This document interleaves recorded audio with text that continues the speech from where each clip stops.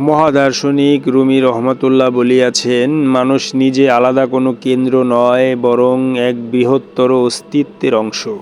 রুমি দর্শনে মানুষ নিজে আলাদা কোনো কেন্দ্র নয়, বরং এক বৃহত্তর অস্তিত্বের অংশ। এই উপলব্ধিটি আত্মজাগরণের সবচেয়ে গভীর স্তর হিসেবে বিবেচিত হয়। রুমির মতে মানুষের স্বাভাবিক ভুল হল সে নিজেকে আলাদা, স্বতন্ত্র এবং স্বয়ংসম্পূর্ণ একটি আমি হিসেবে দেখে। এই আলাদা আমি ভাবই তাকে অহংকার, ভয়, দুঃখ এবং বিচ্ছিন্নতার দিকে নিয়ে যায়। কিন্তু সত্যের দৃষ্টিতে মানুষ কোনো বিচ্ছিন্ন সত্তা নয়, বরং এক অখণ্ড অস্তিত্বের ভেতরে প্রবাহিত একটি অংশ মাত্র। রুমি ব্যাখ্যা করেন, সমগ্র সৃষ্টি একটিমাত্র ঐশ্বরিক সত্যের প্রকাশ। এই অস্তিত্বের মধ্যে মানুষ আলাদা কেন্দ্র নয়, বরং একটি তরঙ্গের মতো, যা সাগর থেকে উঠে আবার সাগরেই ফিরে যায়। তরঙ্গ নিজেকে আলাদা মনে করলেও তার বাস্তবতা সাগর ছাড়া কিছুই নয়। ঠিক তেমনি মানুষের ব্যক্তিগত আমি আসলে বৃহত্তর অস্তিত্ব থেকে বিচ্ছিন্ন নয়, বরং তারই প্রকাশ।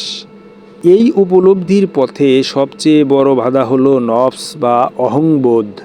রুমির মতে নফস মানুষকে শেখায়, তুমি আলাদা, তুমি কেন্দ্র, তোমার ইচ্ছাই প্রধান।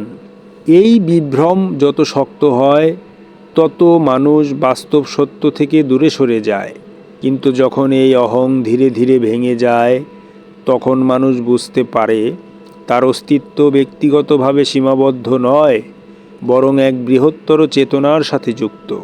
রুমি রহমাতুল্লাহ এই অবস্থাকে ফানা বা আত্মবিলাপের সাথে যুক্ত করেন, যার ব্যাখ্যা হলো নিজের আলাদা পরিচয়ের বিলুপ্তি নয়, বরং সেই বিভ্রান্ত আমির বিলুপ্তি, যা নিজেকে আলাদা মনে করে।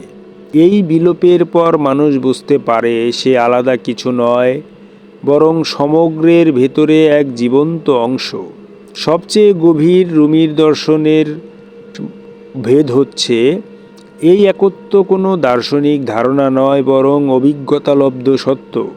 যখন মানুষের ভেতরের অহংকার, ভয় এবং বিচ্ছিন্নতার পর্দা সরে যায়, তখন সে অনুভব করে সব কিছু এক প্রবাহের অংশ, যেখানে আমি আর তুমি আলাদা নয়, বরং একই অস্তিত্ব বিভিন্ন রূপে প্রকাশিত।